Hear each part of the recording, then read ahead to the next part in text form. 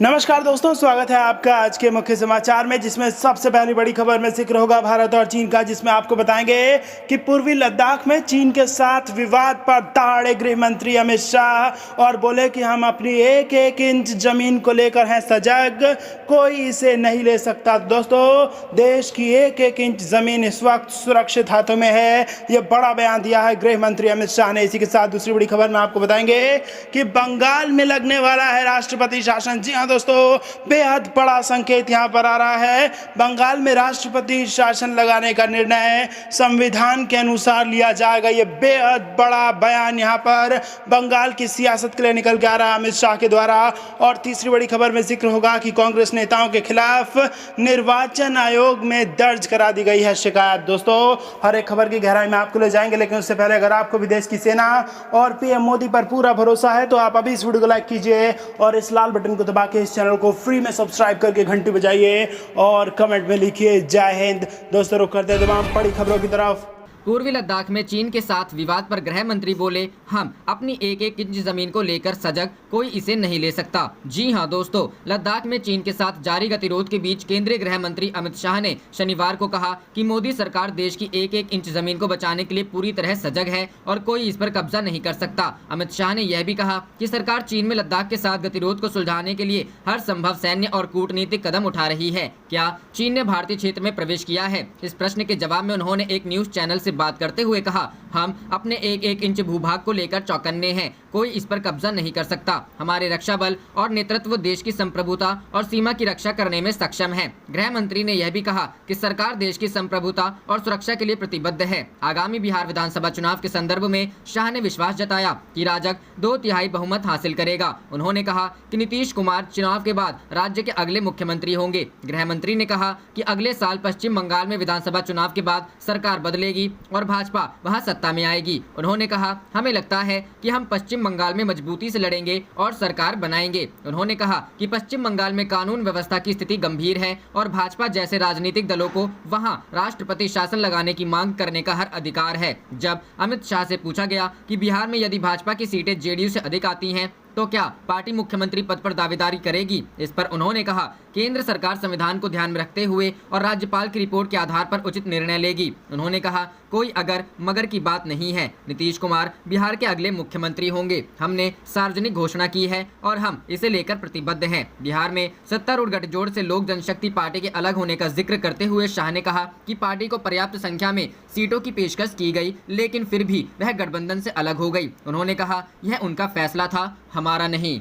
रुख करते हैं अगली खबर की तरफ। बंगाल में राष्ट्रपति शासन लगाने का निर्णय संविधान के अनुसार लिया जाएगा, अमित शाह। जी हां दोस्तों, केंद्रीय गृह मंत्री अमित शाह ने शनिवार को कहा कि राज्यपाल जगदीप धनखड़ की रिपोर्ट और संविधान को ध्यान में रखते हुए पश्चिम बंगाल में राष्ट्रपति शासन लागू करने का फैसला किया जाएगा। नेटवर्क 18 ग्रुप के editor in chief Rahul Joshi के साथ एक खास इंटरव्यू में शाह ने कहा, मैं स्वीकार करता हूँ कि पश्चिम बंगाल में कानून और व्यवस्था की स्थिति खराब है। जहाँ तक भारत सरकार के राष्ट्रपति शासन लगाने के फैसले लेने का संबंध है, हमें इसके लिए भारतीय संविधान और राज्यपाल साहब की रिपोर्ट के माध्यम से इस पर विचार करने की जरूरत है। शाह की यह टिप्पणी बीजेपी नेताओं कैलाश विजयवर्गीय और बाबुल सुप्रियो की ओर से राज्य में राष्ट्रपति शासन की मांग किए जाने के बाद आई है। शाह ने कहा, राजनीतिक नेताओं के तौर पर इस मुद्दे पर उनका रुख तार्किक रूप से सही है। बंगाल में कानून और व्यवस्था की स्थिति खराब है। यह पूछे जाने पर कि क्या वे यह कह रहे हैं कि वर्तमान स्थिति राज्य में राष्ट्रपति शासन लगाने के लिए अनुकूल नहीं है, शाह ने कहा, नहीं, मैंने ऐसा नहीं कहा। मैंने कुल मिलाकर यह कहा कि उनकी मांग में कुछ भी गलत नहीं है। बिगड़ती कानून व्यवस्था की स्थिति, राजनीतिक हत्याओं और विपक्षी नेताओं पर झूठे मामलों में मुकदमे दर्ज करने पर चिंता जताते हुए शाह ने कहा, देखिए, पश्चिम बंगाल में कानून और व्यवस्था की स्थिति पूरी तरह से ध्वस्त हो गई है। भ्रष्टाचार अपने चरम पर है। हर जिले में बम बनाने के कारखाने हैं। स्थिति बेहद खराब है और हिंसा अभूतपूर्व है। ऐसी स्थिति किसी अन्य राज्य में नहीं है। पहले ऐसी हिंसा केरल में होती थी, लेकिन वहां भी स्थिति अब नियंत्रण में है। यह स्थिति चिंताजनक है।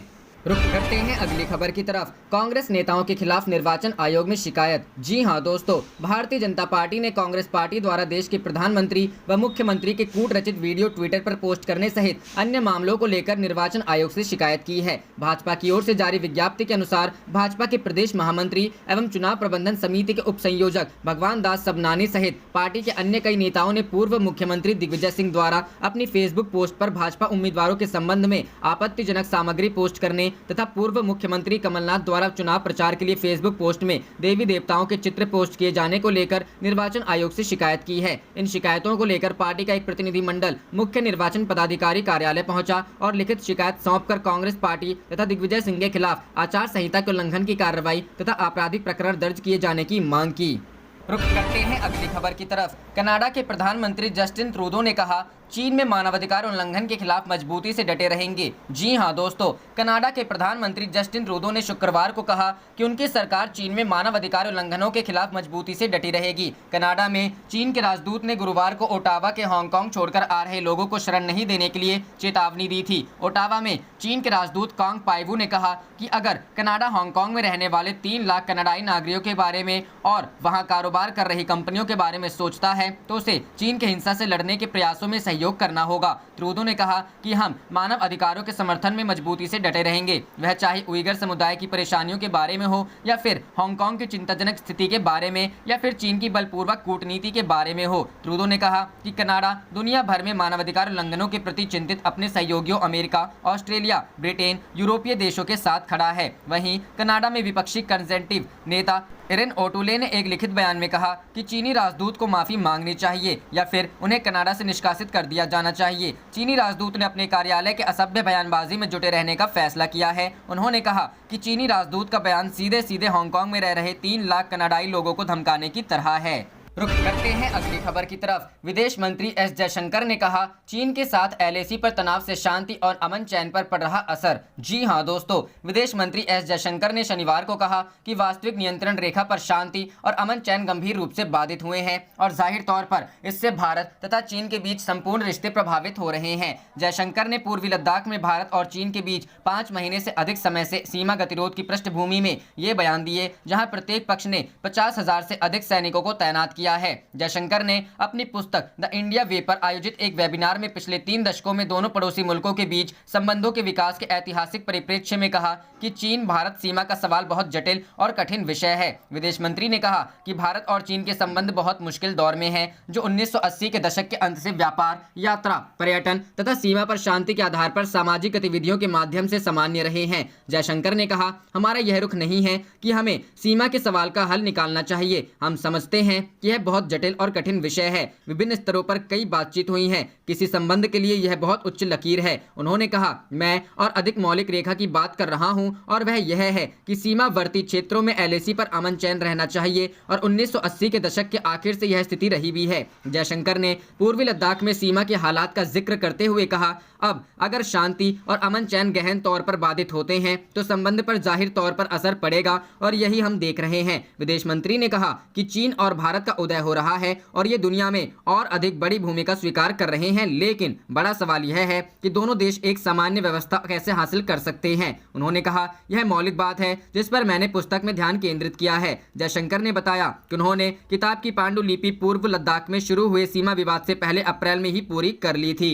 रुख करते हैं अगली खबर की तरफ। चीन की युद्ध तैयारियों पर गृह मंत्री अमित शाह बोले, भारतीय सेना हमेशा जवाब देने को तैयार। जी हां दोस्तों, देश के गृह मंत्री अमित शाह ने न्यूज 18 नेटवर्क के समूह के editor in chief Rahul Joshi के साथ हाथरस, चीन और बिहार चुनाव पर विस्तार से बातचीत की। इस दौरान अमित शाह ने युद्ध की धमकी पर चीन को करारा जवाब देते हुए कहा कि अपने देश की एक एक इंच जमीन के लिए जागरूक हैं और इसको कोई छीन नहीं सकता। चीन के राष्ट्रपति ने चीन की सेना को युद्ध के लिए तैयारियां करने के लिए कहा था। गृह मंत्री अमित शाह ने चीन के इस स्टैंड पर कहा कि भारतीय सेना हमेशा युद्ध के लिए तैयार है, वह किसी भी चुनौती का जवाब देने में सक्षम है। बिहार चुनाव पर सबसे बड़े इंटरव्यू में अमित शाह ने कहा, जो कोई भी भ्रांतियां फैलाने का प्रयास कर रहा है, मैं आज इस पर बड़ा फुल स्टॉप लगाना चाहता हूं। नीतीश कुमार ही बिहार के अगले मुख्यमंत्री होंगे। इससे पहले 1 जून को राहुल जोशी के साथ खास बातचीत में अमित शाह ने बिहार विधानसभा चुनाव पर कहा था कि एनडीए की ओर से नीतीश कुमार ही मुख्यमंत्री का चेहरा रहेंगे। रुख करते हैं अगली खबर की तरफ। सीमा विवाद पर चीन ने रखी शर्त तो भारत का दो टूक जवाब, पैंगोंग से एक साथ हटे दोनों सेनाएं।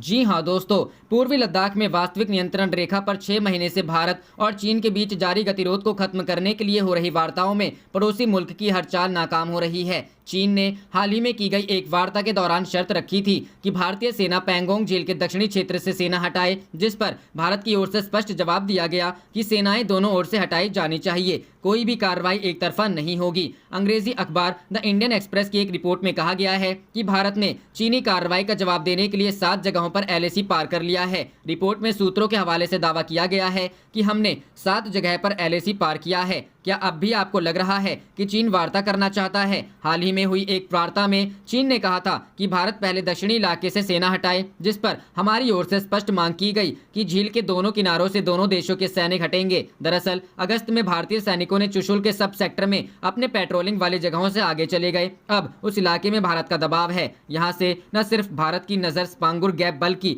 मोल्डो में चीन की टुकड़ी की भी मूवमेंट वहां से देखी जा सकती है। बता दें, अब तक भारत और चीन के बीच 7 दौर की वार्ता हो चुकी है। राजनयिक और राजनीतिक स्तर पर भी भारत चीन के रुख को लेकर चौकन्ना है। मॉस्को में भारत और चीन के विदेश मंत्रियों के बीच हुई बैठक के बाद भी LAC पर चीन अपने रुख से पीछे नहीं हटा। रुख करते हैं अगली खबर की तरफ। भारत लाया ये खतरनाक हथियार, अब युद्ध को तैयार हमारी सेना। जी हाँ दोस्तों, भारत और चीन के बीच लद्दाख के LAC पर इस साल बढ़ते जा रहे तनाव के बीच भारतीय सेना ने खुद को मजबूत करने के लिए हथियारों की खरीद शुरू कर दी। इसके अलावा सर्दियां आने वाली हैं और लद्दाख में भारतीय जवानों की मुस्तैदी में कोई असर ना पड़े, इसके लिए देश ने अमेरिका से सर्दियों के कपड़े और ऊंचाई वाले इलाकों के लिए युद्धक किट भी खरीदी है। दरअसल लद्दाख में ठंड के दौरान तापमान -50 डिग्री तक पहुंच जाता है। वैसे तो हर साल ही भारतीय जवान सीमा पर हर मौसम में अड़िग खड़े रहते हैं, लेकिन इस बार चीन से बढ़े तनाव और PLA के लगातार भारतीय सीमा पर कब्जा जमाने की चाल को विफल करने के लिए सेना की तैनाती बढ़ा दी गई। सीमा की सुरक्षा में लगे इन्हीं सैनिकों के लिए अमेरिका से युद्धक किट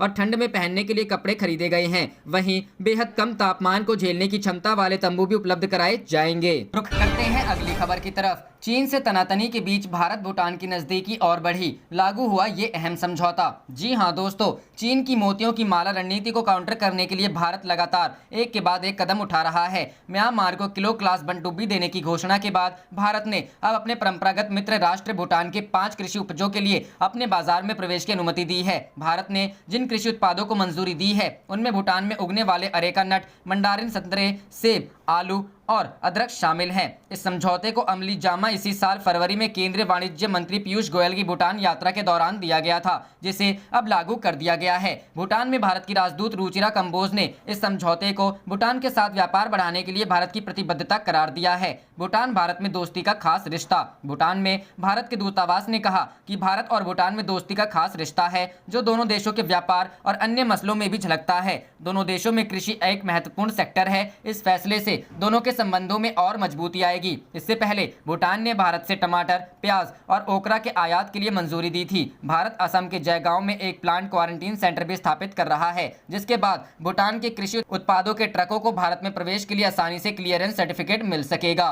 रुख करते हैं अगली खबर की तरफ। भारत ताइवान संपर्क से बौखलाया चीन, हिंद महासागर में परिवहन जोखिमों की दी चेतावनी। जी हां दोस्तों, ताइवान के विदेश मंत्री जोसेफ वू ने हाल ही में आज तक के साथ खास बातचीत में चीन के नापाक इरादों की पोल खोल दी थी। इस इंटरव्यू को लेकर चीन बौखलाया हुआ है। अब चीनी मीडिया की रिपोर्ट में कहा गया है कि भारत अगर चीन के साथ सीमा वार्ता पर ताइवान का सवाल उठाता है तो चीन कार्रवाई करेगा। ग्लोबल टाइम्स के मुताबिक चीनी विशेषज्ञ ने ताइवान और भारत के करीबी संपर्क के बाद हिंद महासागर में परिवहन जोखिमों की चेतावनी दी है। साथ ही कहा है कि अगर चीन के साथ सीमा वार्ता पर भारत अगर ताइवान का सवाल उठाता है तो चीन कार्रवाई करेगा। वहीं भारत में चीनी दूतावास ने ताइवान स्वतंत्रता की वकालत करते हुए साक्षात्कार पर विरोध दर्ज कराया था। चीनी दूतावास के काउंसलर जी रोंग ने एक बयान में कहा कि वू के साक्षात्कार ने भारत को एक चीन सिद्धांत का गंभीर रूप से उल्लंघन करने के लिए प्रोत्साहित किया, जो ताइवान के सवाल पर भारत सरकार के दीर्घकालिक स्थिति के विपरीत है। जी ने कहा, हम प्रासंगिक भारतीय मीडिया से चीन की संप्रभुता और क्षेत्रीय अखंडता से संबंधित मुख्य हितों के मुद्दों पर सही रुख अपनाने का आग्रह करते हैं, जो एक चीन सिद्धांत का पालन करते हों, ताइवान स्वतंत्रता बलों के लिए मंच प्रदान नहीं करते हों और जनता को गलत संदेश भेजने से बचते हों। करते हैं अगली खबर की तरफ। LAC पार कर चाइना के हिस्से वाली 7 अहम जगहों पर बैठी भारतीय सेना, PLA को लगी मिर्ची। जी हां दोस्तों, पूर्वी लद्दाख में लाइन ऑफ एक्चुअल कंट्रोल पर भारत और चीन के बीच हुए टेंशन को 6 महीने बीतने को हैं। इस पूरे समय में 7 बार कोर कमांडर की मीटिंग हो चुकी है, लेकिन अभी तक कोई नतीजा निकल कर नहीं आया है। ऐसी परिस्थितियों के बाद भी अब चीन की आर्मी ने भारत से मांग करते हुए कहा है कि भारत अपने सेना को लेकर पैंगोंग के दक्षिण में चुशुल की ऊंचाइयों से चली जाए, लेकिन भारत ने ने चीन की इस मांग को मानने से इनकार कर दिया और साथ ही चीन को पैंगोंग का उत्तरी किनारा छोड़कर जाने को कह दिया। सूत्रों की माने तो भारत यह चाहता है कि चीनी सेना पैंगोंग झील के नॉर्थ से अपनी सेना हटा ले। भारत ने कहा कि चीनी सैनिक लाइन ऑफ एक्चुअल में घुस गए हैं और उन्हें बाहर जाना ही होगा। इसके साथ ही भारत ने चीन को उसकी ही की भाषा में जवाब देते हुए चीन की 7 जगहों पर अहम पोजीशन ले ली है। इंडियन एक्सप्रेस की खबर के अनुसार सूत्रों ने कहा है कि हम 7 जगहों पर आगे बढ़ गए हैं। अब आगे चीन से बातचीत होगी तो सोचा जाएगा कि वो क्या अपनी स्थिति को लेकर क्या कहना चाहते हैं। वहीं भारत ने भी अभी जहां अपनी स्थिति मजबूत की है वो न सिर्फ स्पैंगबोर गैप में मजबूत है बल्कि चीनी सेना के मोल्डोगढ़ में भी भारत ने अपनी स्थिति मजबूत कर ली है। रुक करते हैं अगली खबर की तरफ। कश्मीर आतंकी ने एनकाउंटर से पहले किया सरेंडर, चाचा ने शुक्रिया अदा करने के लिए सैन्य अफसर के छुए पैर। जी हां दोस्तों, आतंकग्रस्त कश्मीर घाटी में श्रीनगर से सटे बडगाम जिले के चदुरा में सुरक्षा बलों ने एक आतंकी को जिंदा गिरफ्तार किया है। सेना की राष्ट्रीय राइफल्स के सैन्य अफसरों ने आतंकी को हालांकि घेर लिया था, लेकिन जब उसे सरेंडर करने का अवसर दिया तो उसने अपने चाचा की मौजूदगी में समर्पण कर दिया। अपने भतीजे को सही सलामत पाकर चाचा ने एनकाउंटर स्थल पर मौजूद पुलिस और सैन्य अफसरों को तब तहे दिल से शुक्रिया करते हुए उनके पैर छू लिए। श्रीनगर स्थित सेना की चिनार कोर के मुताबिक पकड़े गए आतंकी की पहचान जहांगीर अहमद भट्ट के तौर पर हुई है, जो 13 अक्टूबर से चदुरा से लापता था। रुक करते हैं अगली खबर की तरफ। चीनी राजनयिक की चेतावनी पर भड़का कनाडा, पीएम ट्रूडो का ऐलान, करते रहेंगे विरोध। जी हां दोस्तों, चीन और कनाडा में जारी तनाव अब और गहराता नजर आ रहा है। शुक्रवार को कनाडा के प्रधानमंत्री जस्टिन ट्रूडो ने ऐलान किया कि उनका देश चीन के मानवाधिकारों के हनन के खिलाफ लड़ता रहेगा। कुछ दिनों पहले की चीनी राजदूत ने ट्रूडो सरकार को हांगकांग और शिनजियांग मामले पर बोलने को लेकर अंजाम भुगतने की चेतावनी दी थी। चीन और कनाडा में पहले से ही हुबेई प्रकरण को लेकर तनाव चल रहा है। पीएम ट्रूडो ने कहा कि हम मानवाधिकारों के समर्थन में मजबूती से खड़े रहेंगे, चाहे वह उइगुर समुदाय की परेशानियों के बारे में बात हो या फिर हांगकांग की चिंताजनक स्थिति के बारे में या फिर चीन की बलपूर्वक कूटनीति के बारे में बात करना हो। ट्रूडो ने कहा कि कनाडा दुनिया भर में अपने उन सहयोगियों और अमेरिका, ऑस्ट्रेलिया और ब्रिटेन, यूरोपीय देशों के साथ खड़ा है जो मानवाधिकार उल्लंघनों के प्रति चिंतित हैं। कनाडा में चीन के राजदूत ने प्रधानमंत्री जस्टिन ट्रूडो की सरकार को चेतावनी देते हुए कहा था कि वह हांगकांग में लागू किए गए राष्ट्रीय सुरक्षा कानून की वजह से वहां से भागकर यहां आने वालों को शरण नहीं देंगे। चीन की ओर से हांगकांग से लागू किए गए इस कानून की खूब आलोचना हुई है। राजदूत कोंग पियू ने हांगकांग में लोकतंत्र समर्थक प्रदर्शनकारियों को हिंसक अपराधी करार दिया है और कहा है कि अगर कनाडा उन्हें शरण देता है तो इसे चीन के आंतरिक मामलों में हस्तक्षेप के रूप में देखा जाएगा। रुख करते हैं अगली खबर की तरफ। पूर्वी लद्दाख में एलएसी पर हथियारों के साथ चीनी सैनिकों की मौजूदगी बहुत गंभीर सुरक्षा चुनौती, जयशंकर। जी हां दोस्तों, विदेश मंत्री एस जयशंकर ने शुक्रवार को कहा कि पूर्वी लद्दाख में वास्तविक नियंत्रण रेखा पर बड़ी संख्या में हथियारों से लैस चीनी सैनिकों की मौजूदगी भारत के समक्ष बहुत गंभीर सुरक्षा चुनौती है। जयशंकर ने कहा कि जून में लद्दाख सेक्टर में भारत चीन सीमा पर हिंसक झड़पों का बहुत गहरा सार्वजनिक और राजनीतिक प्रभाव रहा है तथा इससे भारत और चीन के बीच रिश्तों में गंभीर रूप से उथल पुथल की स्थिति बनी है। एशिया सोसाइटी की ओर से आयोजित ऑनलाइन कार्यक्रम में जयशंकर ने कहा, सीमा के उस हिस्से में आज बड़ी संख्या में सैनिक मौजूद हैं, वे हथियारों से लैस हैं तथा यह हमारे समक्ष बहुत ही गंभीर सुरक्षा चुनौती है। पूर्वी लद्दाख की गलवान घाटी में 15 जून को हिंसक झड़प में भारतीय सेना के 20 जवान शहीद हो गए थे, जिसके बाद दोनों देशों के बीच तनाव बहुत बढ़ गया था। चीन की पीपुल्स लिबरेशन आर्मी के जवान भी हताहत हुए थे, लेकिन उसने स्पष्ट संख्या नहीं बताई। जयशंकर ने कहा कि भारत ने पिछले 30 साल में चीन के साथ संबंध बनाए हैं और इस रिश्ते का आधार वास्तविक नियंत्रण रेखा पर